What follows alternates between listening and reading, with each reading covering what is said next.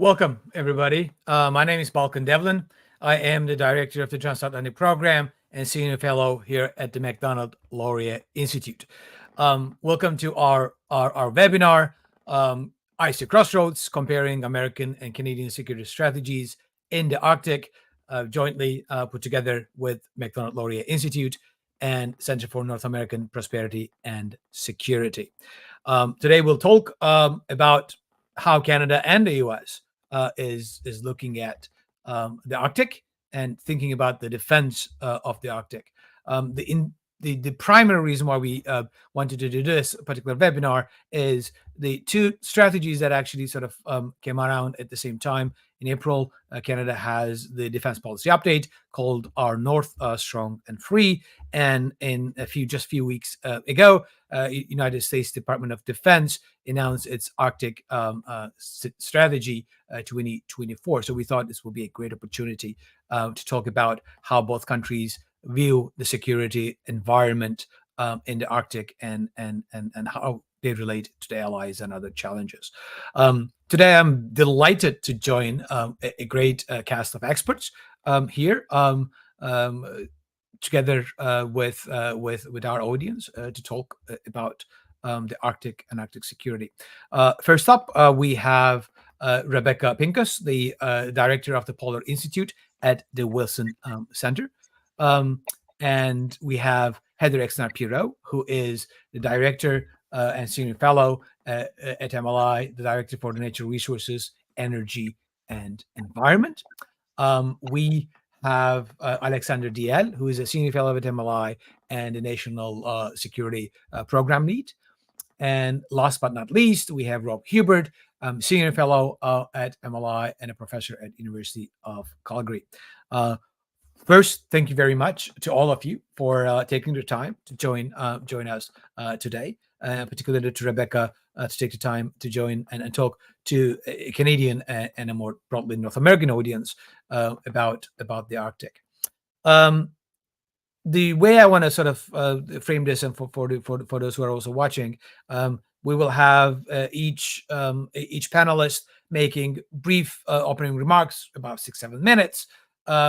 And touching upon different aspects of the Arctic security, and then there will be a round of questions in which I engage with the panelists, and then the last part of this webinar, we will take audience questions. So whichever platform you're following through, please do send it through X, through YouTube, through LinkedIn, whichever you're following this.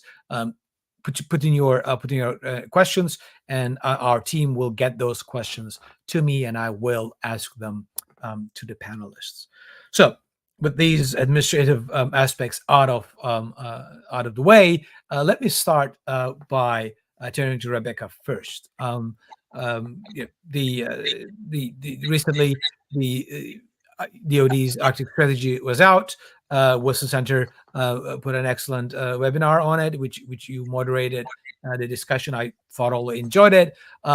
So why don't you give us and the audience a little bit of sense of what the DoD strategy is, the key elements, how it differs, and then we will move on to the other panelists. So over to you, Rebecca. Great, thank you. And thank you, Balkan, for this invitation. It's great to be here to chat about the new DoD strategy. As you mentioned, it was released just about 2 weeks ago, July 22nd. And the Wilson Center hosted a deep dive on July 23rd. The video is on our website, so I would encourage everyone to take a look at that if you're interested. This new DoD Arctic strategy is the most recent strategy in 5 years. So the last DoD Arctic strategy was released in 2019. And the last 5 years have been eventful for the Arctic region. So I think in terms of context setting, it's good to think about why now. Over the last 5 years, not only have we seen the effects of climate change accelerate in the Arctic region, changing the operational environment, but we've also seen the full-scale invasion of Ukraine by Russia.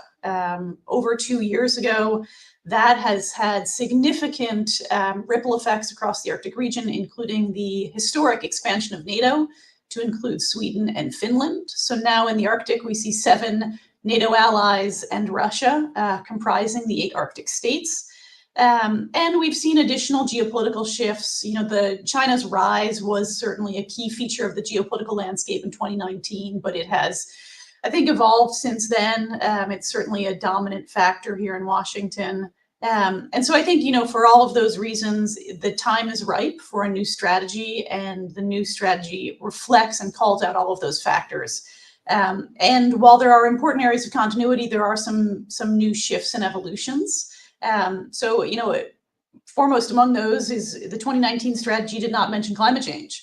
And climate change is really foregrounded in this current strategy. So I think that's an important difference. And you can see kind of the change there over just 5 years. My second point is that this is a good strategy. And I say that as someone who was on the faculty at the U.S. Naval War College in a strategy department. So I think just from sort of a nuts and bolts perspective, this is a good strategy.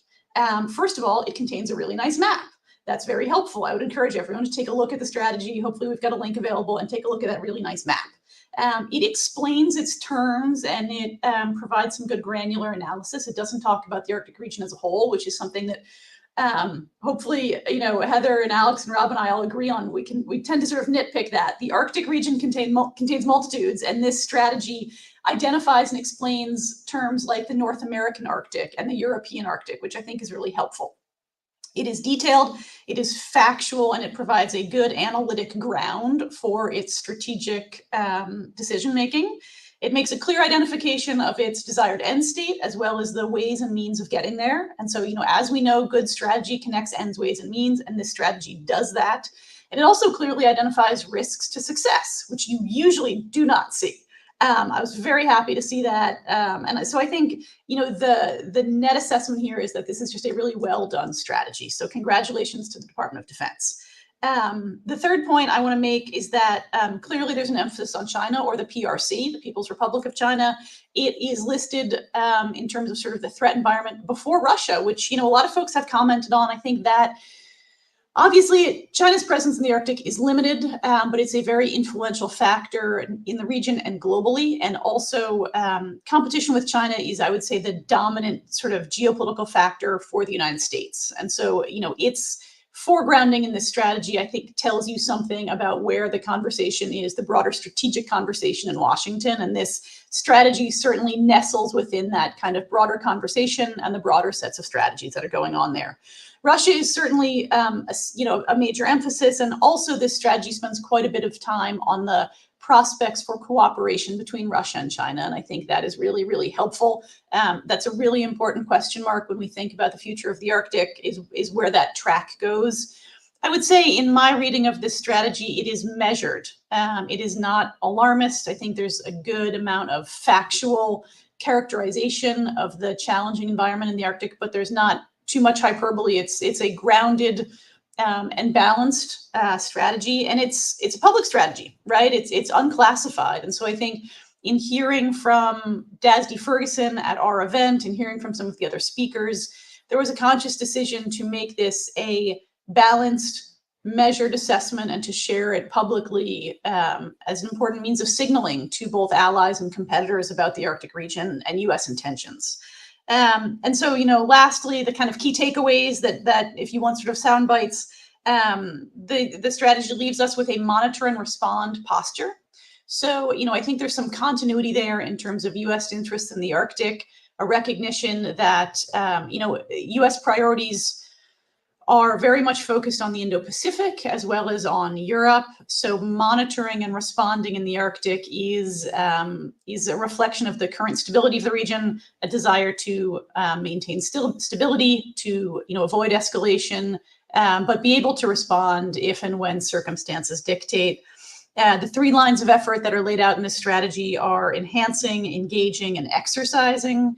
So enhancing capabilities, in particular C5ISR. It used to be C4 ISR, it used to be C2, so we're seeing a C creep here, but it's command and control and communications and computers, and cyber, I think, is the 5th C, and then ISR is intelligence, surveillance, and reconnaissance. So information.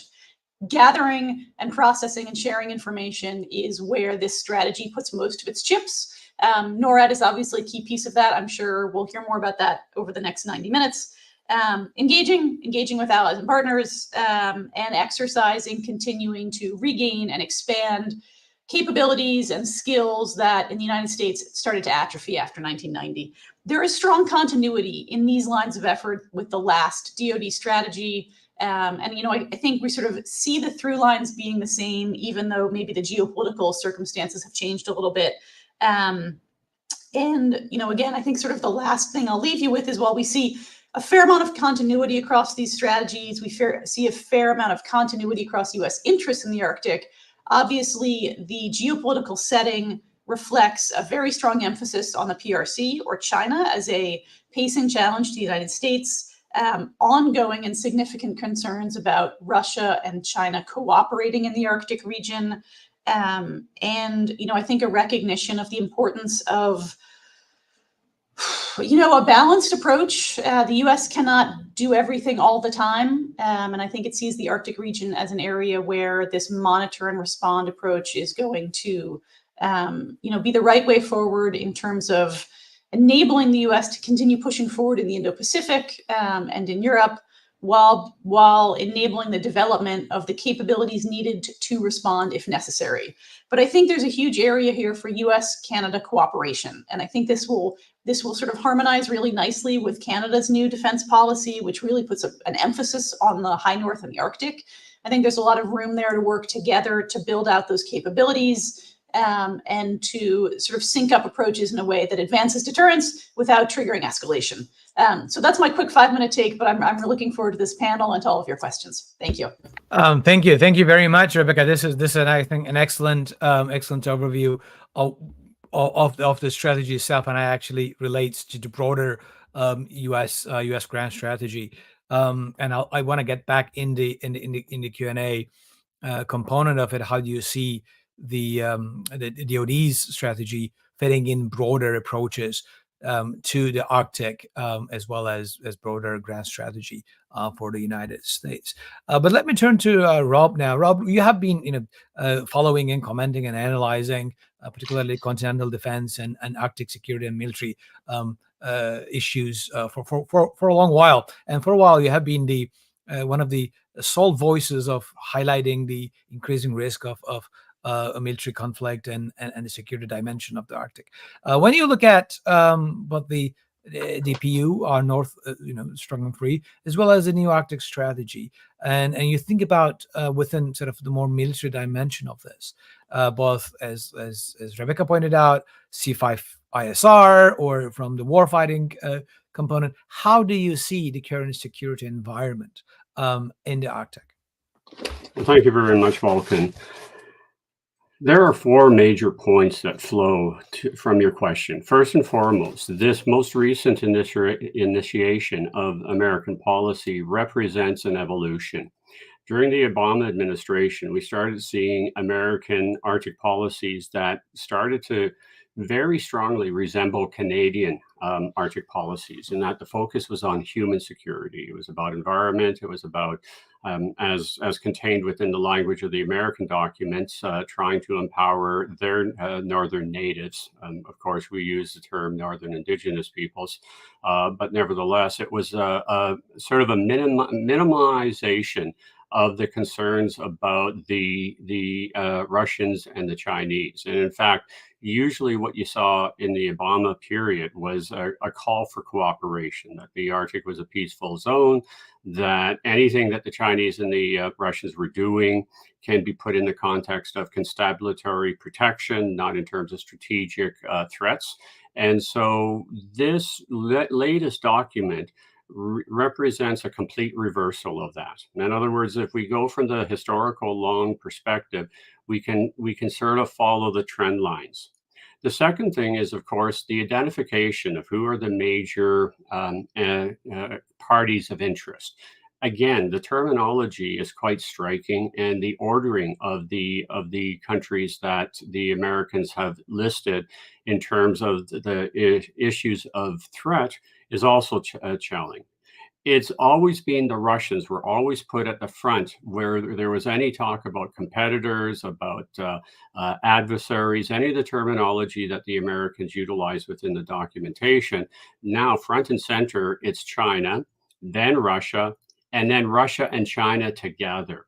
That's the first time that we've seen such a clear identification of the threat perspective from the Americans. And so I think it's very telling, and it's probably, you can see the way that the American thinking is being influenced by the very recent efforts of the Chinese and the Russians to have joint aerospace interventions up to North American airspace. And the fact that we're seeing increasing maritime practices. And so I think that is being reflective of the most recent element. I also tend to see this document. Well, the third point is that I see the document as a very political statement. Rebecca's absolutely right that it once again talks about climate change, but we have to remember that the 2019 document occurred during the Trump administration. Remember, this was the administration that said climate change cannot be utilized in any of the American documentations or conversations at the Arctic Council. And you remember that that was the first time, of course, that we didn't have an overall statement from the Arctic Council because the Trump administration wouldn't allow climate change to be included. And so I don't see this as so much as the evolution, but a reflection of the political realities between the Biden pro understandings of climate change and the Trump anti. And so I would suspect that should Trump win the election in November, we'll see once again elimination of any talk of climate change. But that's the political nature of the document.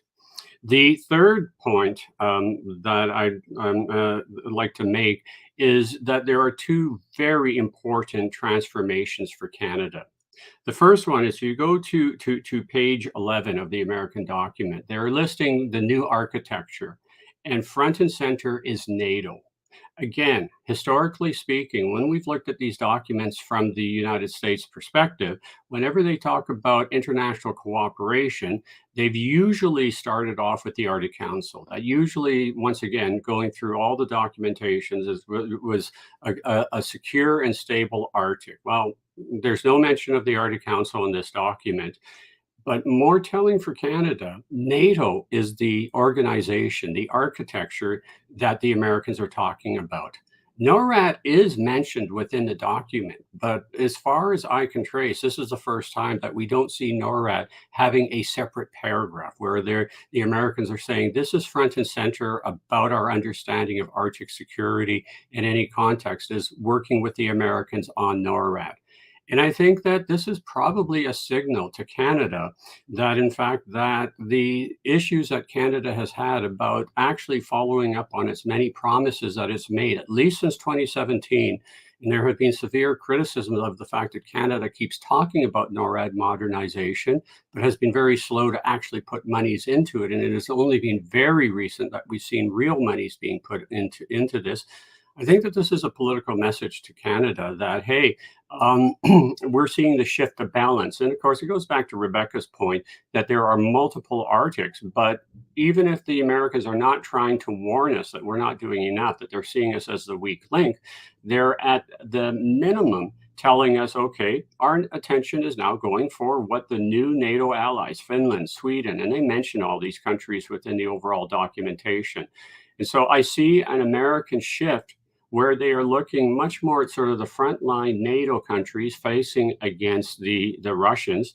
And that's where they're putting their documentation in. Remember, this is a public document and it's messaging that is included within it. The last point I'd make is the complete contradiction that Rebecca talks about this being a rational document, a good document. I'd say I agreed with everything up until page 16, and then they just destroyed everything again for me. Because on page 16, again, we've got to maintain freedom of navigation. I mean, it's my God. You've just sat and talked about the growing threat that the Russians and Chinese are posing, that we all have to come together. And then you're saying, hey, by the way, let's keep the Northwest Passage as an international strait so that the Russians and Chinese have freedom of navigations for their submarines and for their bombers. Because in effect, freedom of navigation through the Northwest Passage means that. And so I know that this is just a throwback so that the State Department can say, hey, we've done our due diligence, we've made that statement in it. But in my mind, it's idiocy. I mean, it's just sort of like you're talking about this growing threat. We all have to work together. We do not want Russian and Chinese submarines having freedom of navigation through the Northwest Passage. And so once again, for political purposes, the Americans have to throw that in on page 16. But it's idiocy in terms of everything else. Everything else is about how do we detect the Russians? How do we keep the Chinese at bay? How are we able to deter them? Well, you sure as hell do not deter the Russians and Chinese by saying, "Hey, by the way, bring your bombers as close as possible. In fact, give them overflight with their hypersonics." It makes no sense in my mind. But again, I take the fact that this is a political statement and the State Department can't reverse that position. But it does, in fact, go completely against everything else prior to page 16 on the documents. Now, for Canada, I'd end by saying we have to be very concerned that NATO has been elevated over NORAD in this document, and it's clear that it is. And second of all, that the Americans are still keeping that old, I'd say totally out of date international concern about freedom of navigation through the Northwest Passage is still there. And so these two things I say would be concerning for Canada. Oh, excellent. Well, this will definitely stimulate some discussion in the second round, and I do have several questions in mind, including when we get there, Rob, what that means in terms of what if Canada actually takes the lead within NATO in a very clear way to make this a NATO issue and make this our case for the NATO going forward. But we'll get that to in the discussion. Heather, I want to turn to you for your opening remarks first, and I'm pretty sure you have some commentary on Rob's remarks as well, but we can keep that in perhaps the second part. When you look at again the differences and similarities between Canadian and American approaches and strategies to the Arctic, particularly when it comes to thinking about natural resources, the human security component, relations with Indigenous peoples, and more broadly, things that needs to be done, the infrastructure. You put an excellent event a couple of months back on NORAD modernization, and one of the themes that I got out of that one was the interlink and the very close relationship between the civilian and the defense infrastructure, and how that infrastructure, that critical infrastructure, but more broadly infrastructure, underlies everything we want to do, whether it's on the commercial civilian side or whether in the military and defense side in the North. So when you look at it more broadly, how do you see the security environment and approaches both the Canadian and Americans thinking, especially on the natural resources and the human security part of it? Yeah, thanks, Balkan, and thanks, Beck and Rob, for your opening remarks. We'll have a great discussion, I'm sure. I just want to take it one step back, Balkan, and then I'll get to your points. And even the term human security, if there's some long-term followers of Arctic politics, will know that it's a relic from kind of a 2000s Canadian Arctic policy, which brings me to my main point and why I was enthusiastic about us hosting this webinar. There's a good argument to be made if we're comparing Canadian and American security strategies that Canada doesn't have a strategy in the Arctic, that you could easily say that, you could easily argue that. And there's nuance, of course, but what we have is an Arctic and Northern policy framework from 2019, which, as Becca pointed out, was a different era in Arctic politics, and is why the Americans went ahead and did a 2022 Arctic strategy and a 2024 defense strategy, where they actually call them strategies, not frameworks, and that what we have is a defense policy update, which highlights the Arctic, but it's not an Arctic strategy per se. And so, still lamenting. And Becca knows I was at the Wilson Center in 2022 when the National Arctic Strategy came out. And my feeling sitting at that Wilson Center webinar was jealousy and envy that the Americans have their act together, that we used to lead on these things. Just to your point, that we used to have strategy, we used to talk about human security, we used to do just that we were coming up with the concepts. we were leading on the thought leadership of the Arctic in the 1990s and early 2000s. And now we are not. Now we're falling behind, and we only put out that DPU because the Americans needed something out of us.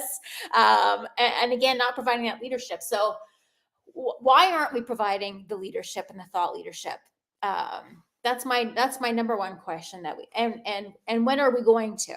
And so we are talking about security strategies, and obviously since 2022, that's what we'll be talking about. But we used to talk about foreign policy in the Arctic, and that has almost completely disappeared. Who is talking about Arctic foreign policy these days? There isn't innovation. There isn't consensus. You don't know what the Canadians are thinking, for example. I don't know that well how what the Americans are thinking on Arctic foreign policy, on the Arctic Council, on where things are going. And so I think that's very interesting that it's almost been abandoned at the political level, this kind of discourse. So I think that's very interesting. And is that an area that Canada could lead? It isn't to say we're going to come out and say, kumbaya, everyone, let's, but you still need a foreign policy, even when you disagree, even when you're dealing with an adversary. Is there sophistication in Arctic foreign policy right now? I don't see it. So when our Arctic and Northern Policy Framework came in, which is the closest thing that I could say that Canada has to an Arctic strategy right now, if you recall, it was 32 cooks in the kitchen, I think, very procedural, very process-based, not outcome, not output-based. Carolyn Bennett announced it, I think, less than 24 hours before the writ was dropped in the 2019 election. It was like, we better get this out before the election. And it was hurried up and dropped. The campaign was called, and as far as I know, it's been sitting there gathering dust. There's been no implementation strategy. There's still no outcomes. No one's gone back to it, followed up in any kind of strategic, concerted way. And so when I see the Americans surpassing us, and we're, again, just responding to what they're doing instead of, 10 years ago when we were providing some ideas for them, for our allies, for the region, that is, I'm very disappointed in that. And so getting to your other points, so that's where I'll start, and that's why we need to have this conversation. But getting to your other points, I will make some, more specific comments on where both the DPU and the DoD strategy maybe raised my eyebrows. That in general, I agree that DoD strategy is very good. I thought the 2022 national strategy was very good. There was almost nothing I couldn't see in the American national strategy that wouldn't also, Canada wouldn't also do, that we didn't also share the same values and interests, probably 90% of it, including on the human security and domestic side. But, neither of these guys are, to my mind, still understand the Arctic strategic context of natural resources and shipping. And I'm because that's what I focus on. And I'm not looking at secret information that only I have access to. I'm looking at publicly available information that I've been talking about for 5 years. And people are still saying, this is coming out of both of them. The DoD says that we may have a practically ice-free summer by 2030. That is to me, that is a preposterous thing to say about the Arctic, that we may have a practically ice-free Arctic in the summer by 2030. There is zero indication of that. And that's not what they're planning for. So, they may say it, that's not what they're planning for, and no one believes that. And we're already, yes, the ice is melting. It's not declining by 15% a year. I'll tell you that much. And it's variable. And the Russians are having a hard time with ice right now and having a hard time getting their oil east right now. Jackie Dawson just put out a great paper a month ago saying how the Northwest Passage is actually getting harder to navigate. So no one on the ground who actually, captains ships is thinking that or saying that or seeing that. Canada says the Arctic Ocean may be the most efficient shipping route between Europe and Asia by 2050. Again, a preposterous thing for someone to say. First of all, the Arctic Ocean is not a shipping route. When someone doesn't say the Northern Sea Route or the Northwest Passage or the transit, that I know already that they don't know about shipping. You know what I mean? And I don't know that much about shipping. That's, that's a lost and Brigham or an Adam Lajeunesse thing. But to say that the Arctic Ocean would be the most efficient shipping route, have they heard of winter? It's a preposterous thing to me. And so, and then, you know, talking about, and the Americans do this too, but so does Canada, about, you know, China and Russia coming, you know, wanting to come to the Arctic to take our resources. Do they know that Russia has some of its own resources, you know, that they cannot sell to anyone at profit? You know, Russia does not need Canada's resources. These are preposterous things to say to me. And I feel like I'm basing it on, you know, data. Um, and then the last thing I'll say about resources is Canada points out, you know, we're alarmists that China and Russia are coming and, you know, exploring and want to take our, not waiting, language like that, not waiting, getting access, this newly accessible Arctic and taking our resources. But the posture is completely defensive, that someone else might take our resources, but zero discussion on Canada actually developing those resources for itself. If those critical minerals and that energy is so strategic that China and Russia are going to risk coming in and having war in the Arctic, but we won't mention anything about how we might want to develop it ourselves and get that stuff out of the ground and using it for our own economies, it's just like, there it is, and we need to protect it from anyone ever touching it. And, you know, the Americans have a Defense Production Act. Why don't we have something like that? And they have invested last month, small amount, in a lithium mine in Northwest Territories to get it moving. I think two of the first investments in mines made under the DPU, you know, in decades. One in Quebec, I think, was the other one. Why are we waiting for the Americans to give us seed money to start our own critical minerals mining in Northwest Territories or the territories at all? So where is our DPU of how to develop our Arctic? We're just worried about others taking it.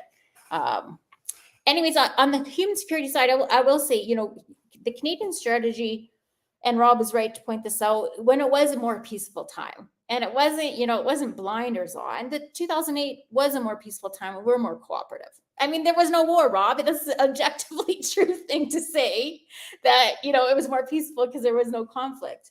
But Canada has always been a little bit navel gazing, a little bit too domestic focused, and needs to start being a bit more strategic and a bit more looking at the Arctic as part of this, grand strategy, you know, kind of chess game, and not just a homeland for Northerners, which of course is very important. No one is denying that, but we can also have a discussion about strategy, about grand strategy, about how this all plays out, in the 21st century. So that's probably enough for me to provoke some comments from Balkan later on. Yes, indeed. I have lots of questions, which, you know, we'll be able to get to some of it, and we'll continue this discussion. And I'm sure the other panelists would have some comments on it. But I want to sort of pick on one thing and use that as a way to turn to Alex, and that is, as Heather very clearly, you know, pointed out, we have been missing in action in the past 10, 15 years when it comes to leading, both in terms of thinking about the Arctic, in terms of doing things and strategizing and developing and coming up with the concepts, which, also unfortunately goes together with the same missing in action in Europe and elsewhere as well. There is a pattern here that Canada has been lagging behind, and thus it also shows in terms of how our allies are thinking, who are the primary partners, and need to engage with it.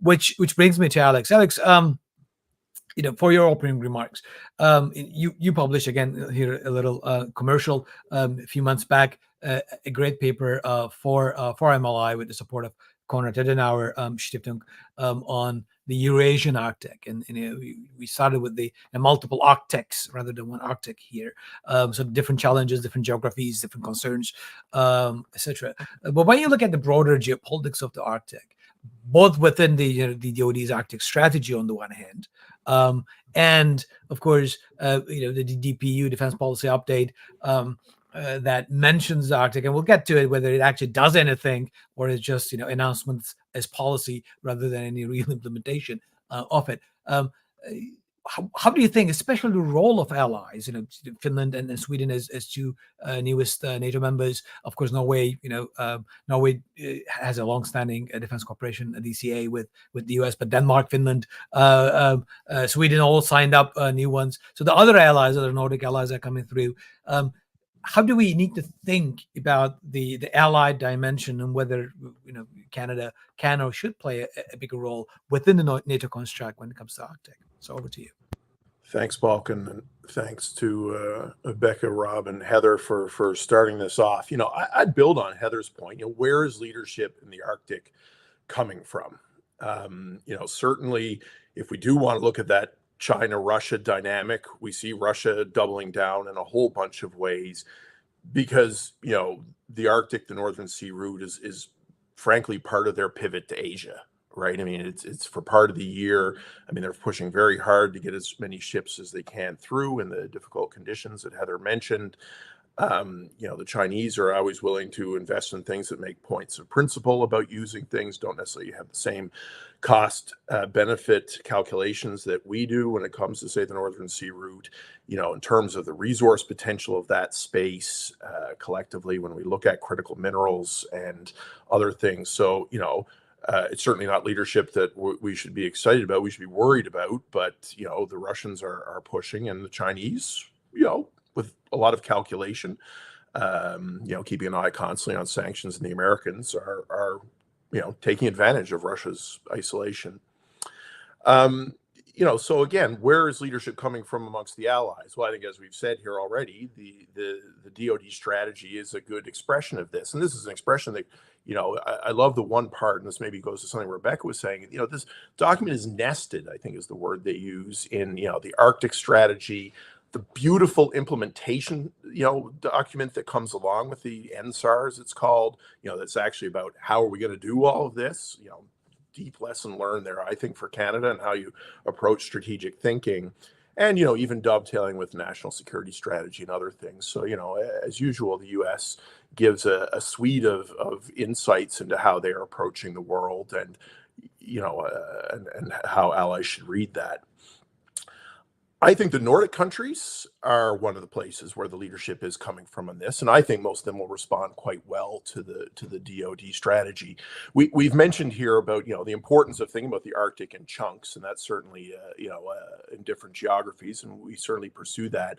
But I think one of the fascinating things here is, and it goes to something Rob mentioned, is there's a really kind of a clearing of the deck here, I think, for NATO to be across the Arctic architecture, as Rob puts it, which is a shift, frankly, a shift that was also in the DPU, and the U.S. document is doubling down on that. And this has a lot to do with Finland and Sweden coming into NATO, with the politics of U.S. burden sharing, and who's stepping up. And, basically all four of the large Nordic countries, Denmark, Norway, Sweden, Finland, are stepping up. They haven't released new Arctic strategies, although we have seen one from Greenland come out since 2022. But in case of, say, Finland, they promptly did update their, some of their thinking about this, and have recognized right away the changed geopolitical context. I mean, to go back to the Arctic and Northern Policy Framework in Canada's case, I mean, it completely ignored the geopolitics of that time, which were already not great. So again, this shows, I think, Canada's lag on leadership. But the Nordic countries, are stepping up, whether it's defense spending, all trending towards, the mid to high level, 2.5 and above %. The purchase of platforms, whether those be submarines, F-35s, enhanced fleets of the Gripen fighter jet that Sweden uses. Different drone and other aerial systems like the Poseidon aircraft, patrol aircraft. So, we see on defense a lot of seriousness. They also in-house, have institutions that they can build on, like the so-called NORDEFCO, which adds coherence, to their region in terms of defense thinking. So I think, overall, Canada is actually faced with a Nordic bloc that is coherent, cohesive, ambitious, and coordinated. Not perfectly. There's discrepancies on some of the issues within that region, but certainly it's an impressive suite of activities that they're pursuing. So I think this presents a challenge to Canada. And the way I read the U.S. DoD statement, there is a lot of opportunity for cooperation with Canada, but I'll echo the view that I think this is putting Canada on call.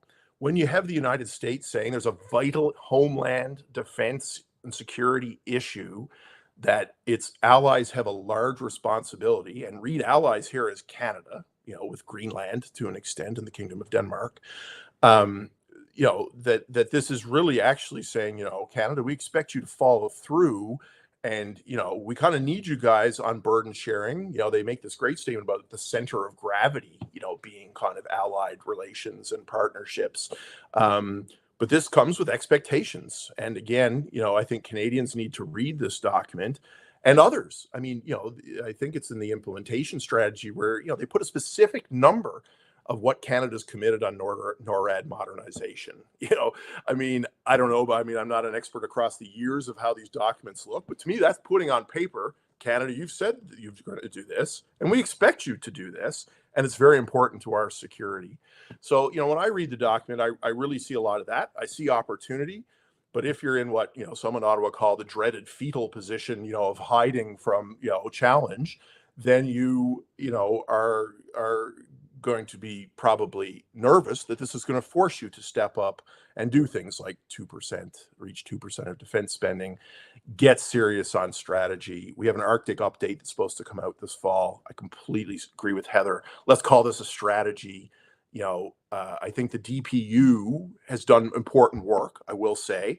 It's also cleared the deck with Canada saying, things that we previously were completely reluctant to do. Talk about NATO in the Arctic. It was exclusively North American. Even there, it was exclusively about handling the Americans as a challenge as opposed to a partner. I think the DPU, by endorsing this language of northern flank, does again create the space for creativity in how Canada engages. Maybe we're seeing some of the start of that with the U.S. and Nordic partners, whether it comes to the Ice Pact, the icebreaker deal with Finland and the United States that we have, an area in which we're actually showing some leadership from the private sector, or the cooperation with Norway and Germany that's portended by this letter of intent between the three countries that again kind of merges this notion that we have different Arctic here. They're different operationally. The US DoD strategy makes that very clear that, training in the Canadian Arctic, North American Arctic is one thing, training in the European Arctic another. But I really think we are seeing, more space for a transatlantic concept of the Arctic, and a lot of chance for Canada to put back on the mantle of leadership should it take the initiative. No, this is an excellent point, and I want to get back to Arctic and NATO and what role and how Canada maybe more radically rethink its approach, and actually what needs to be done to quote unquote own the Arctic portfolio, at least be one of the ones that is pushing within the alliance, taking into account the whole sort of differences in geography and challenges, land versus maritime versus aerospace and all that kind of thing that we face in different parts of the Arctic. But this has been I think quite an excellent opening remarks and a lot of food for thought. And I have copious notes but I will give a chance for the audience to pose some questions, so we'll get to that. But before getting there, I'll use and abuse my position as the moderator to ask some of the questions. And I want to get back to Rebecca first. You heard from our my colleagues here at MLI on various dimensions, but one I would say a common thread is the lamentation regarding the lack of strategy on the Canadian side, and I would add that the tradition, particularly under this government, of announcement as policy. We just announce it, so it's done. We don't have to implement anything. We don't have to put money into it. We don't have to think about implementation. Is for others sort of approach. When you look at from Washington and think about the Arctic and engage with this, comparing how Canada approaches or not approaches to this versus how the US is thinking more broadly, what are some reflections about how Canada and Canadian Arctic position is perceived in DC? And are we ringing the alarm bells unnecessarily, or are we really in trouble that we think we are? That's a great question. And I'm speaking from Washington, D.C., so I hesitate to sort of make pronunciations. But you all are far more intimate with the sort of Canadian thinking, and so I know I'm providing an outsider perspective here, but I do think it's really interesting what we've seen in the last couple of months. It seems to me, my sort of high level perception is that Canada is in a sort of an inflection point when it comes to its defense policy, and the Arctic is a piece of that. So we've seen quite a bit of attention on the 2% situation, which has obviously been a long-standing, thorn in the relationship. And in light of what's happened in the last 2 years, following Russia's full-scale invasion of Ukraine, and remarkable changes in defense appropriations across the board, I think that has certainly become a higher level issue. The Canadian military, I think it feels like there's been a fair amount of commentary about sort of what role will Canada's military play in the world, right? What type of a military will Canada have? And that's a global challenge, right? Is it going to have are you going to have a presence in the Indo-Pacific? Are you going to conduct peace building operations? What is the role? What does it look like? And that is paired with these two really interesting announcements, purchasing 12 submarines, and then also the Ice Pact trilateral agreement with the US and Finland on icebreaker acquisition. I think they're very different and really interesting. And I would love to hear sort of the comments from this audience or this panel about how they sit, because I think one thing that I see in the DoD Arctic strategy is a real engagement with sort of, you can tell what a country values by where it puts its money, right? That is a declaration, a very clear declaration of sort of where priorities lie. And the DoD strategy calls out some very specific investments, and I think in a pretty granular way for an unclassified document that I found pretty impressive. It talks pretty clearly about the need for more satellites, more data architecture, more communications capabilities. And I think it does that, and more unmanned systems. And I think that's really impressive because those are not sort of sexy, but they're really impactful, and they're also pretty affordable. And, in the United States, our defense budgets are quite stretched. There are really strong demand signals coming out of the Indo-Pacific, coming out of Europe. There are not a lot of sort of free-floating dollars around for the Arctic. And so I think these really targeted, relatively affordable sort of architecture investments are really smart, and also a reflection of some real sort of serious thinking about where, if you have limited dollars, you can put those dollars to make a real difference. And I would applaud the authors of this strategy for doing that. And I think the Ice Pact agreement is also sort of similarly a recognition that, the United States has a real icebreaker construction problem. And it's not just about icebreakers, it's about our shipyards in general.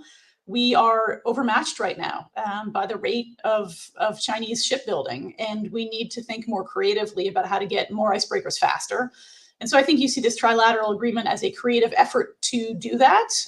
We can talk about its impact. Obviously, the the shipbuilding and icebreaker problem is longstanding, and it's not the focus of this webinar right now. But I think there's a real urge to kind of get creative. The submarine acquisition, on the other hand, I think is sort of like a very sort of old school announcement, right? 12 submarines is great, but there's the whole tail of submarine acquisition and operation that I think I haven't seen answered yet. And so, I think it's interesting to kind of look at all this stuff side by side. And it feels to me like Canada hasn't quite figured out its niche. And I wonder what your thoughts are about that.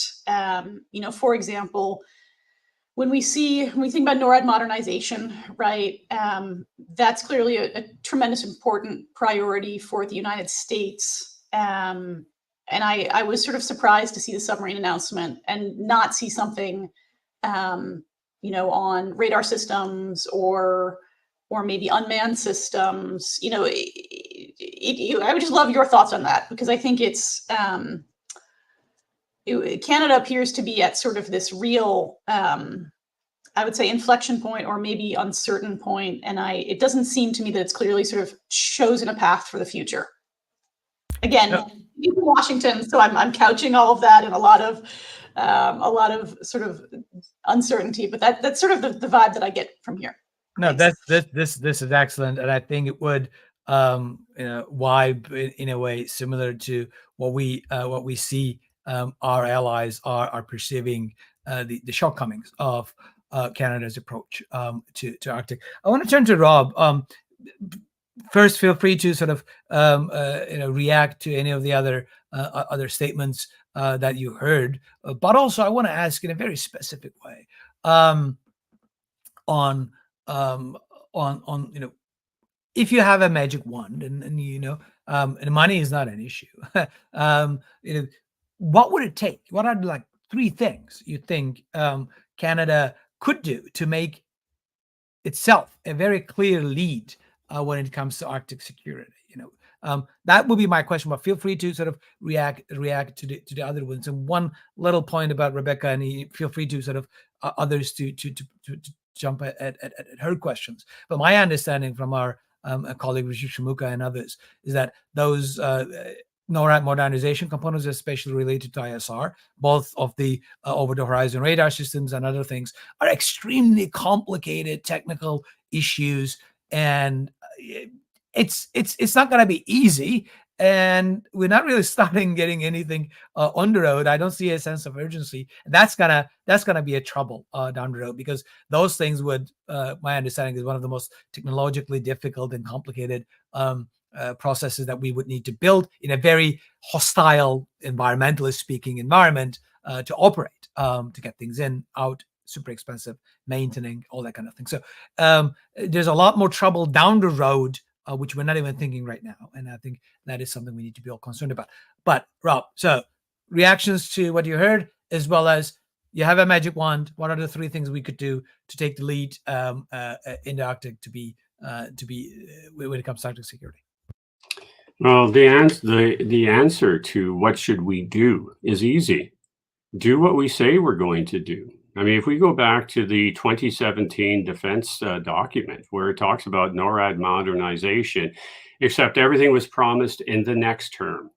If we go back to the June 2022 document or announcement, the policy by announcement again, if we actually did what we said we're going to do, rather than saying we're going to do it in 20 years. I mean, it's just like, listening to Mackenzie King back in 1936 saying, hey, in 20 years, we'll have the armed forces necessary to defend Canada against the Germans, the Japanese, and the Italians. I mean, it has that much meaning.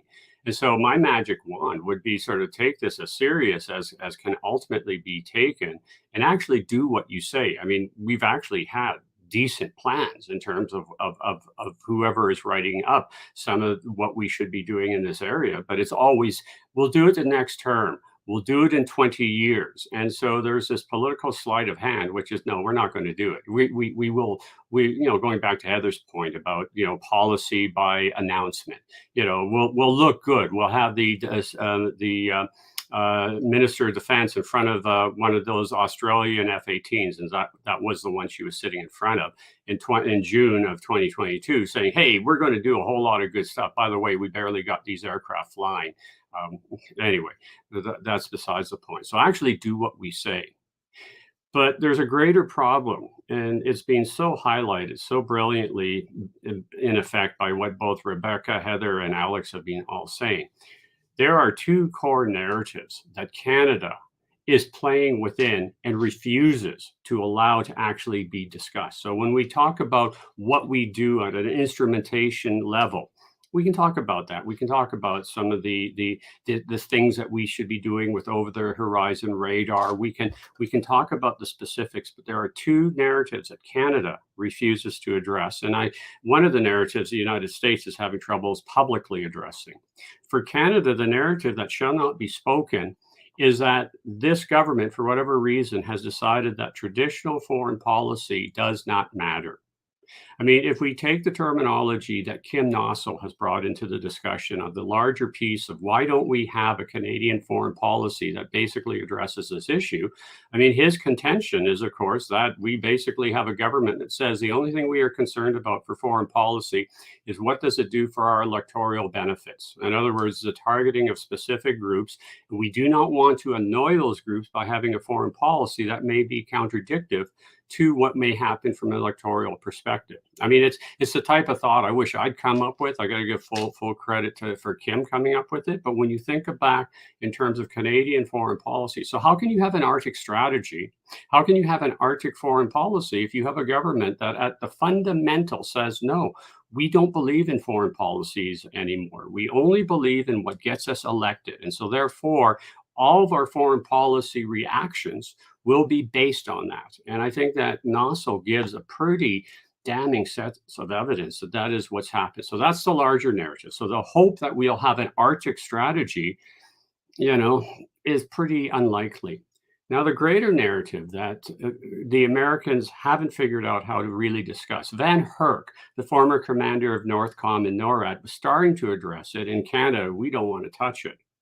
But there is growing evidence, of course, that we are seeing an overall geopolitical shift from the bedrock of nuclear deterrence as a fundamental ensurer of great power peace. In other words, as long as everybody believed that nuclear deterrence was in fact in place, even when the Cold War ends, we have ultimate guarantee that we will not see full-scale war between the great powers. Minor wars, the Afghanistan wars, all sorts of other locations, yes. The problem is on the basis of the weapon systems that the Chinese and Russians have been developing since about you can go back to about 2003, 2004, but you talk Poseidon, you talk about hypersonics, you talk about everything that we're concerned about now.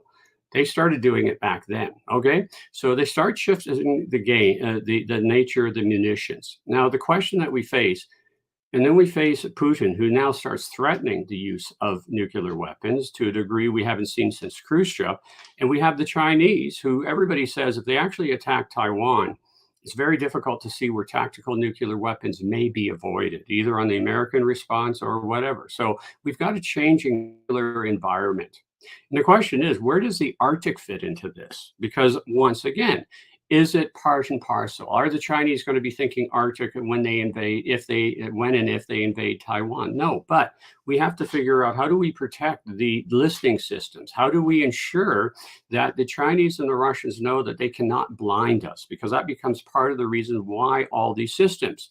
So the conversation that the most recent American documentation is really building on stuff that Van Herk talked about. How do you respond to stealth? How do you respond to the type of speeds that nuclear deterrence, the fundamental foundation that says we need to have a system that is primarily based in the north so that we can let the Russians and Chinese know that no matter what you try to do with your nuclear weapons, we will have enough capability to respond.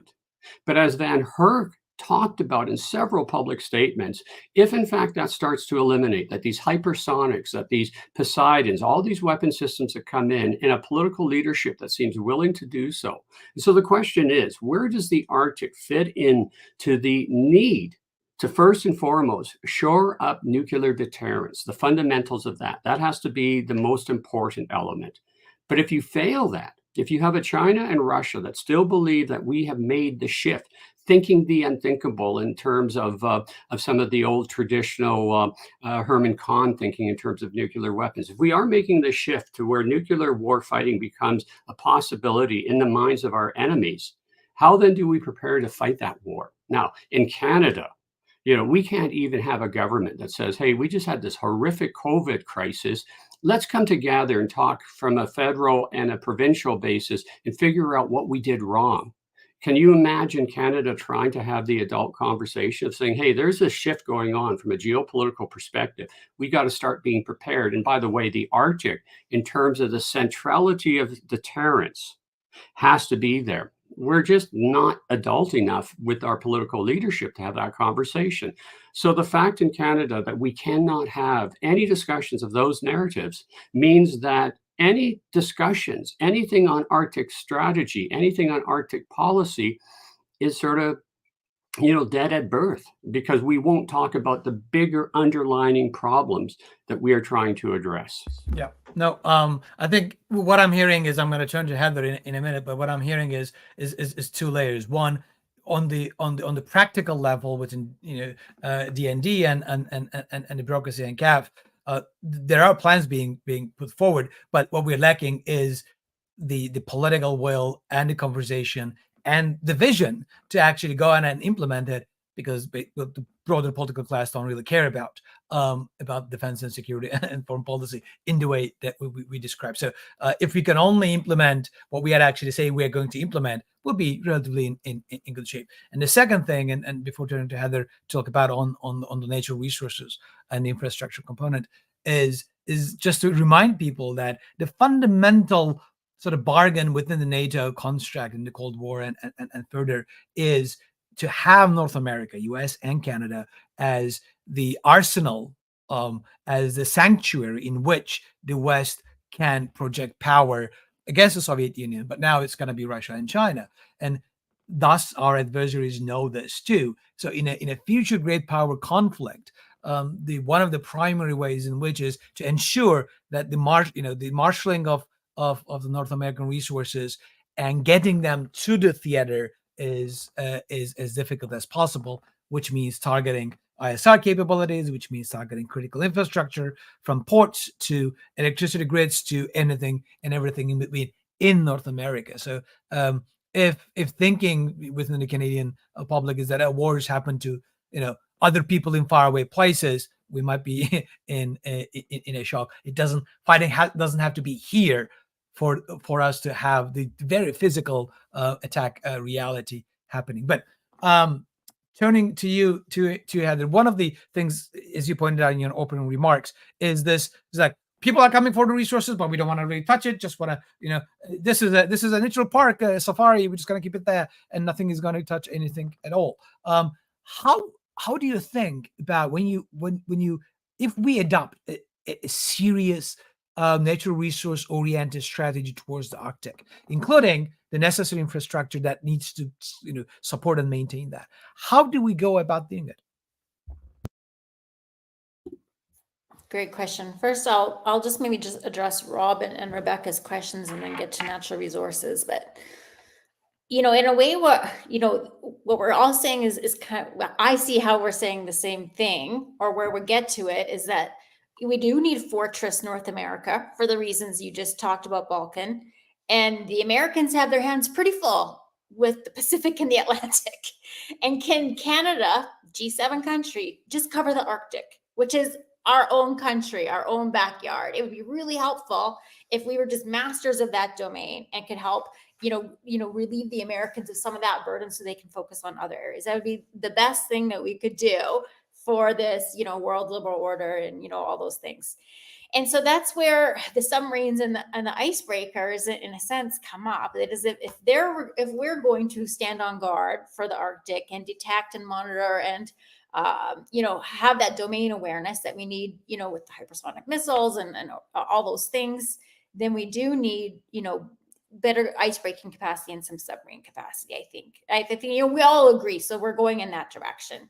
When I wrote that, when the ice pack came out and the Wilson Center put together a little compendium, and I had to go through everything Canada's been doing on icebreakers, even I was impressed, when you actually have to look it all up and write it all down and be like, we're not talking about one or two. There's, two heavy icebreakers, but the AOPS, there's already 4 Arctic offshore patrol ships out there. There's already, a fleet of medium ice heavy breakers that have been converted, some being, newly built by Helsinki shipyards, have the ice pack. Davies is going to, be investing in the United States. I was pleasantly surprised, reviewing it, to say, we're actually doing okay on icebreakers now, over cost, over budget. The heavy icebreakers aren't built. The AOPS have issues. I know all that.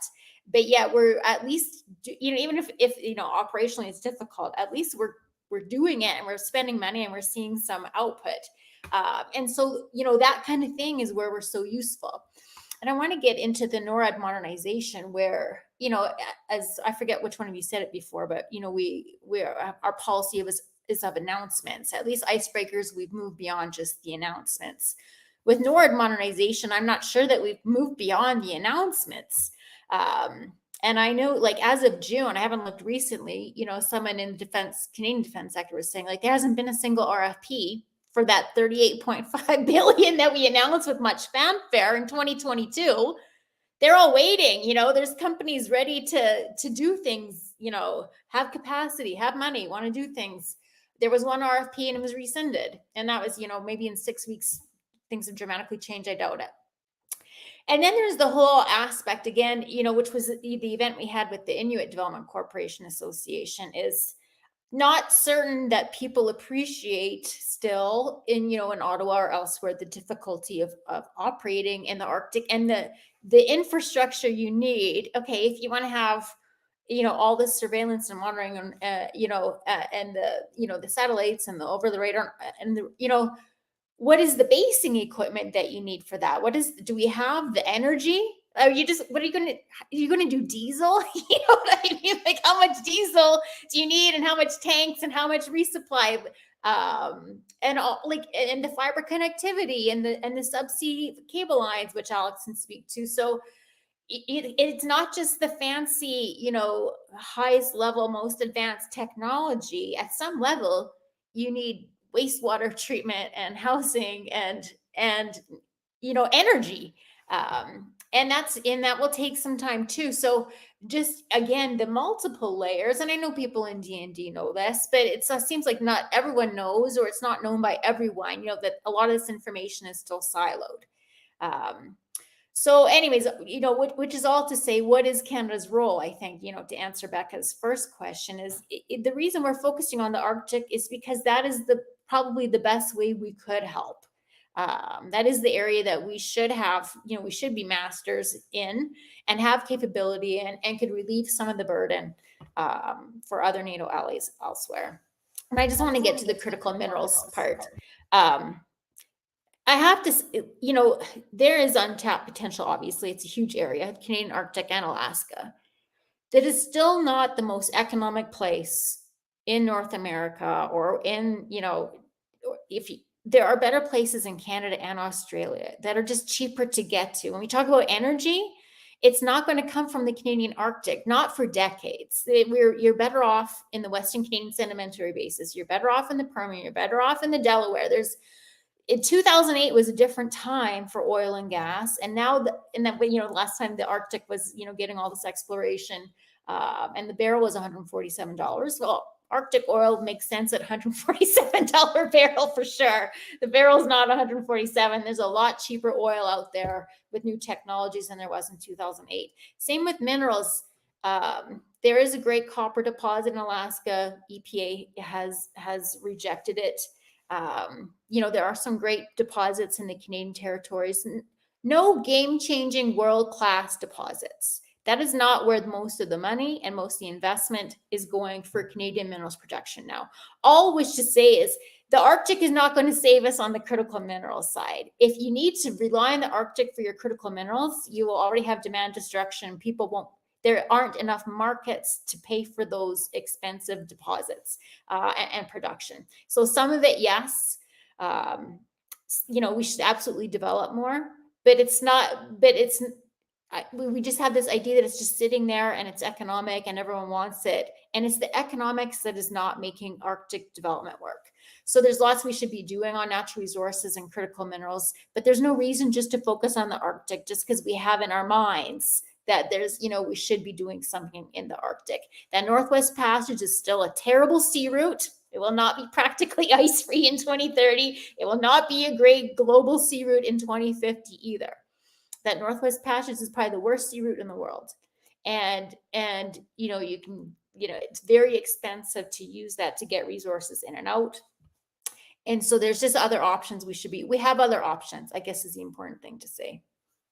No, that's excellent. I'm going to turn to Alex in 1 minute, but I want to sort of underline one of the other threads that has been going throughout this webinar, and that is the complete lack of sense of urgency in Ottawa when it comes to implementing these things. And you know, Heather pointed out, you know, nothing coming out in no RFPs for NORAD modernization.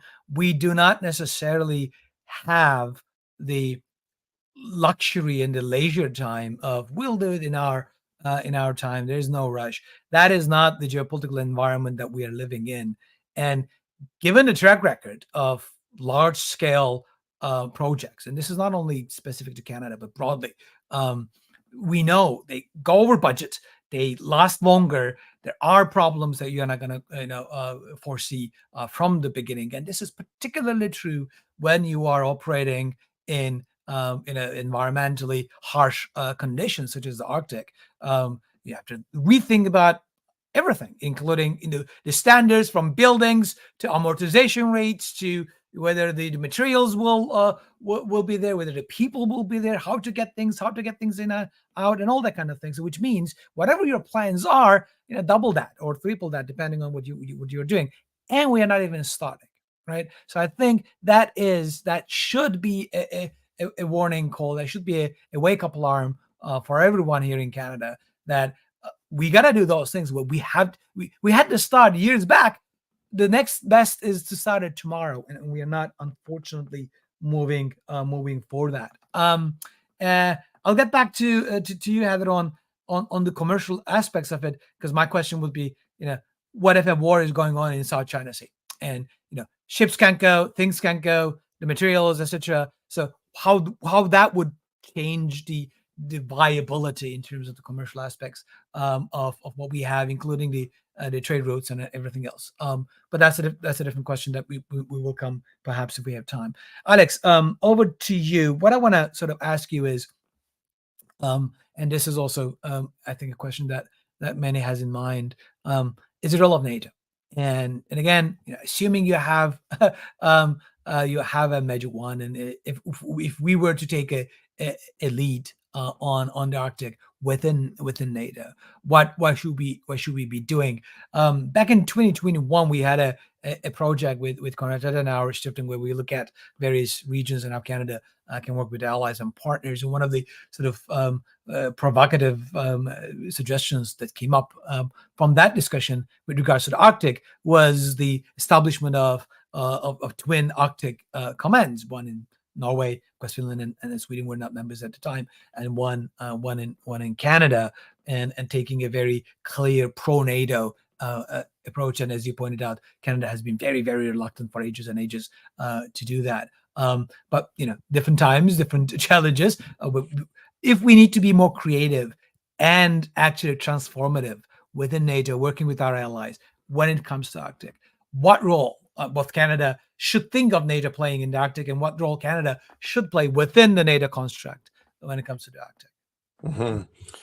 Well, so there's a few ways to look at that. I mean, I think one of the challenges for Canada is the typical one, is the kind of junior partner of the transatlantic peace. Is that I think the Nordics, for instance, are quite happy that some of the command functions are in Norfolk under NATO, because again, it's another way to tie the U.S. into their security in the long term. And you see quite a bit of this kind of transatlantic webbing that you mentioned earlier, these DCAs, which are basically just creating legal frameworks for military cooperation and allowing U.S. military presence in your country. The Nordic countries have been at the forefront of doing those, and they kind of provide an extra layer of connectivity to the United States military, and another level. Even though they do assist with NATO, they're strictly speaking bilateral agreements. So I think in that sense, for Canada to try to appropriate anything that would probably weaken, say, Nordic ties with the United States isn't likely to succeed. So I think you need to pick a bunch of areas. I mean, one we've talked about is certainly direct with the United States is on Greenland, right? And this connects us to the Kingdom of Denmark. Canada already does have a role here, but we have seen the U.S. raise what was called Thule Air Base, now Patuxent Air Base, to a space command, which speaks to the space dimension. Just last week, we had Canada and the U.S. Create some new frameworks for space launch. So I think Canada can play a multi-rolled facet in that dimension of North America, with Greenland as one area. I mean, while Canada can't in any way, kind of diminish the importance that the Nordic countries assign, for instance, to the United States. I mean, I think there's an awful lot of areas, and I mean, the Ice Pact is a great example, and even this, we'll see where this trilateral letter of intent with the Germans and Norwegians go. But I mean, I think we are seeing an interesting development where, all of a sudden European players are playing a role in North American security. And I think we should work to, enable that, especially with the circumpolar, but, bringing the Germans and others in, I don't think has huge downsides in the current, at least it should get a good vigorous discussion and debate. So that might be, again, it's probably not radical, but when you look at Operation Anouk, which I think gets an actual reference in the DoD strategy, the kind of flagship Canadian military exercise annually in the Arctic. It's already had NATO partners, but not as a NATO exercise. Do you consider rebranding there, working extra hard to get, the Portuguese have been sailing their submarines under the ice off Greenland, etc. So do you try to involve some of these other countries that traditionally we've been very much, keep out? So I think those would be signs that we are fully internalizing the concept of a northern flank. Maybe I'll just offer one comment about, the submarines, et cetera. I mean, again, I think there was, as Richard Chamuka, or MLI senior fellows point out, I mean, there's a real race to get that process underway because, we might have the whole capability atrophy.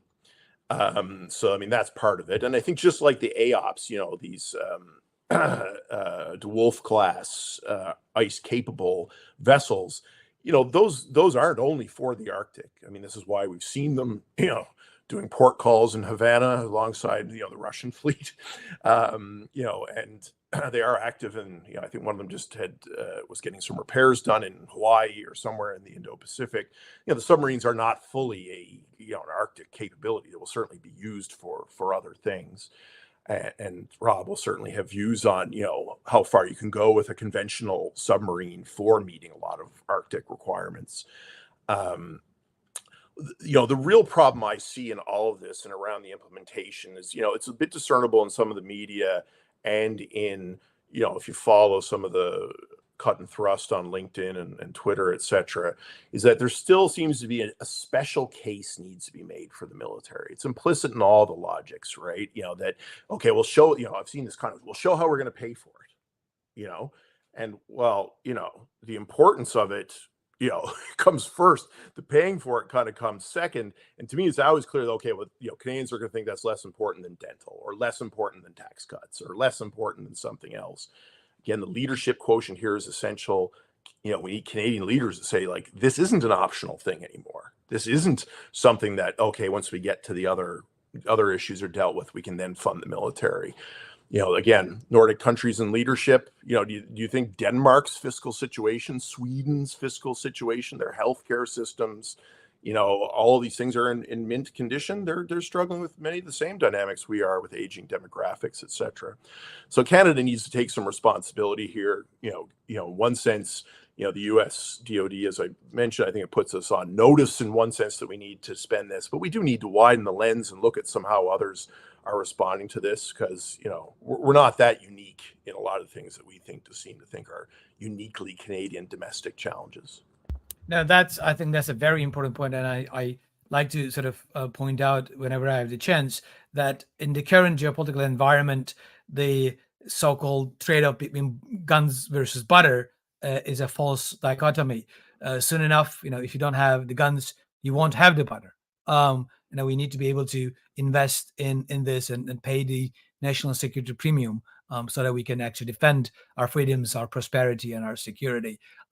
So history is back in a big way. I'm gonna get to sort of your last comments, but there is a number of questions here that I want to highlight, and we only have about 12 minutes left. So let me ask one of the questions here and see who would like to take this one, and that does reach to one of our audience members. Ask: does Canada have the capacity to analyze and process large volumes of information that the new platforms, P8s, F-35s, the new ships, and so on and so forth, autonomous underwater capabilities, etc., the satellite data. Do we have that capability, or do we need to sort of build that up? If anyone would like to pick that on, I'll be happy to turn that on, and then I'll get back around.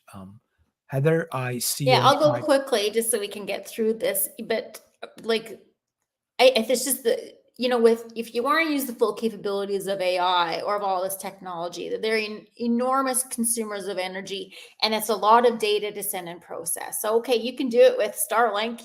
There's some amount that you can send with Starlink that is useful, but the more you can process, the more useful things that you can find out. And have better domain awareness. So I just wanted to touch on the energy aspects. I've been saying it, but the use of microreactors for me is an absolute no-brainer. We know that the Americans are very serious, again, leapfrogging something that should have been Canada leading, the use of microreactors in the Arctic. But the Americans are planning to pilot one at Eielson Air Force Base in Alaska as early as 2027. If they did it in 2028, they'd be disappointed. You know what I mean? And we are not operating at that speed at all. And the Army put out, that they want to explore microreactors for all their bases, because especially in the Arctic, I just want people to think about the resupply of diesel for something that is energy hungry in the far Arctic. And who's going to be up there managing the diesel generator? And how are you going to get the diesel? And what is sitting duck? That if all that stands between you and being out of commission and out of service, is someone blowing up a tank, it's not a big, we just saw the Ukrainians, blow up, get to Murmansk, 1,800 kilometers with drones. And so having a much more self-sufficient, a much more, less vulnerable energy source microreactor, which you only need to refuel every 8 to 10 years, and you can bury them. So we need to be thinking about these things. Having a diesel a tank in Resolute, that is not ideal if you're depending on some capabilities that require a lot of energy. Now I think that's again getting back to the sort of the brass tacks of it, and thinking these things more thoroughly rather than sort of high level. We got to do this, we got to do that. I think is going to be key. We are about 9 minutes or so, so I want to give everyone a last opportunity to make some closing remarks. I want to start with Rebecca, and then go back in the same order: Rob, Heather, and Alex, as we wrap up. Sure. And thank you again for this discussion. It's been really interesting. We've covered a lot of ground, and I think sort of helps put the Arctic in a broader global context, which I really appreciate. And I've learned a lot. I think the US and Canada are both dealing with a really complicated situation in which we are confronted with competing priorities, and we're in a tight budget situation. And, this isn't unique to North America, right? As Alex mentioned, and others, many of our NATO allies are dealing with the same problems. An enormous amount of armaments have been chewed up in Ukraine. We are all trying to buy the same stuff right now and build it.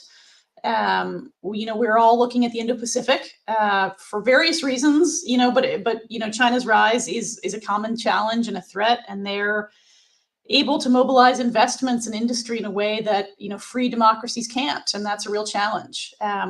Many of us, almost all of us, are dealing with labor challenges, missing recruitment targets, struggling with retention.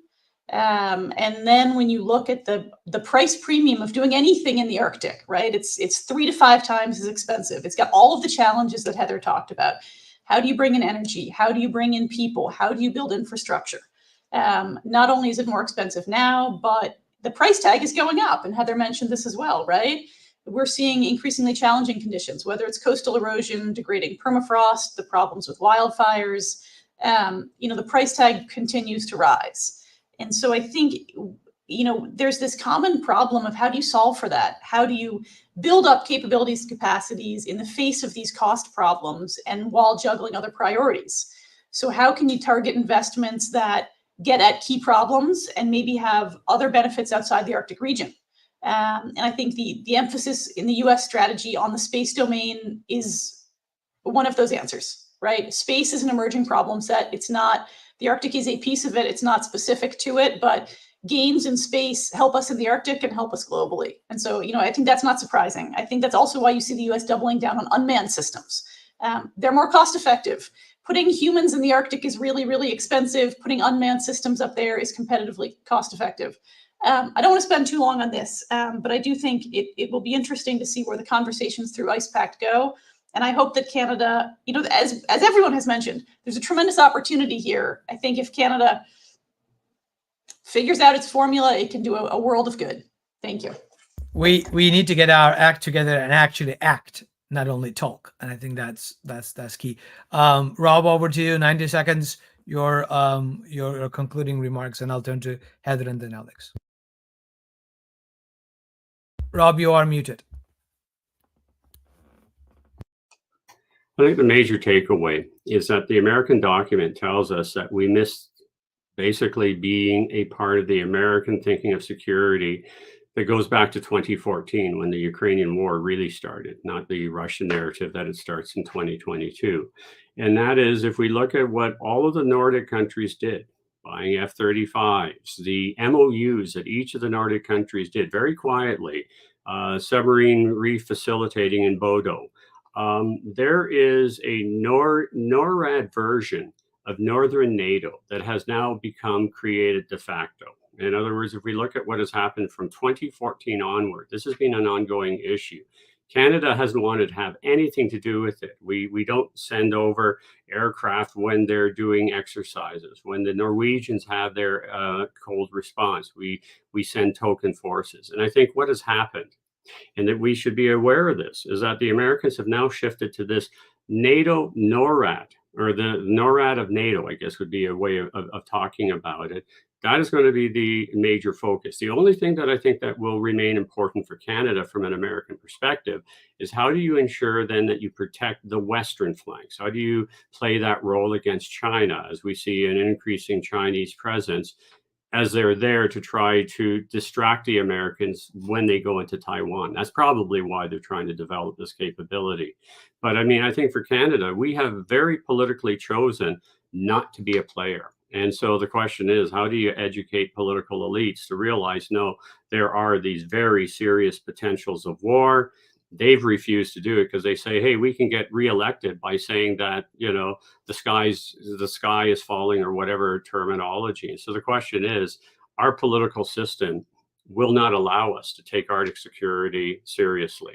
I mean, even on the IcePact, I very much doubt that agreement would have gone forward if Davies wasn't in an important Quebec riding. I mean, once again, we sit there and say, it can't be that basic, is it? And I just think as a long-term observer, what we do for Arctic policy, yeah, it is. Well, Rob is as usual very cautious pessimist. I'll turn to Heather for her closing remarks, and then Alex. Perfect. One thing I just had to say is, because I'll hate myself if I don't, for the last question, airships, we have a whole paper at MLI on airships in the Arctic, that you can really have something that takes almost no energy, just, floats above for weeks, can carry 30 tons of surveillance equipment, is a great option. And I don't know why am I the only one talking about it? Am I crazy? Why isn't everyone else talking about it? It seems like such a great solution. But on to the finishing remarks. What I want to say is that we always position that Arctic strategy is about, these climate change, opening shipping routes, access to resources.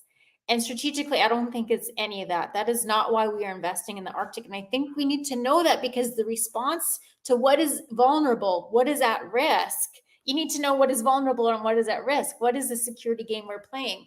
For me, it is absolutely about deterrence. It is about Fortress North America. It is about being able to survey, detect, respond to hypersonic missiles, whatever Russia and China might want to send over, to deter them from even thinking they can do it in the first place. And that is why, for me, NORAD modernization is number one. When you're all the things that we say we're going to do isn't for shipping and critical minerals resources. So I don't know why we always start by saying it's about shipping and critical minerals. It is about deterrence. And it is also about, it's not, that is a threat. We just want to deter that. We don't want them to ever think that they can get in here. But the real area in the Arctic where you might see conflict, we all know, is in Northern Europe between Murmansk and Iceland. You know, that is where, right, Rob? What do you think? That's where you would actually see conflict. And so also that Canada has capability, has some ability to help, and is more adept in those cold temperatures, in those icy waters, in those remote conditions than many other NATO allies. So not only do we need to be adept in our own Arctic, but that also helps us be adept in NATO. So the clear NORAD deterrence, and then the clear NATO, where Russia's vulnerable. They have their northern fleet in Murmansk. Ukraine can hit it with the drone. No wonder they're worried. We're always talking about the Russian bear and how we're not prepared for Russia and all this. They're vulnerable there too. And so to make sure that, we have some real presence and can really bolster our allies in that area of the world, which is where you would see conflict in the Arctic. No, that's an excellent point. And going back to the idea that the fundamental function of the ability to project power across North America to other regions where the conflict is requires maintaining North America as a sanctuary, so our adversaries don't even think about attacking this sanctuary. And Canada, of course, is an integral part of it with the United States, and that is the basic sort of a bargain, I would say, with the allies across the board. And we need to be doing our part to deter that. They don't even think about it. I love hearing the deterrence again and again, because that's going to be or need to be the fundamental thing. Alex, over to you. We will be over a couple of minutes, so apologies for that. Deterrence has come up here right at the end. And I mean, the DoD strategy talks about integrated deterrence repeatedly, and it's talked about in a context of allies. And, we talk about these big ticket investments, the submarines, the F-35s, expensive bases in the north. But, the primary intellectual investment is actually intellectual, right? It is, conceptual, how you think about these issues. And I think, we've heard a number of things today that speak to that. Canada needs to think about the Arctic as an asset, not just as a domestic one for the people and culture, et cetera. We need to think about how it fits into our foreign relations. And that's both, within our territory and beyond as a larger concept of space. I think that's, one of the crucial pieces we need if we're going to, actually show what our value is. We have some other benefits. We can think laterally into the North Pacific. I mean, that would jive with the U.S. strategy in terms of talking about the Indo-Pacific.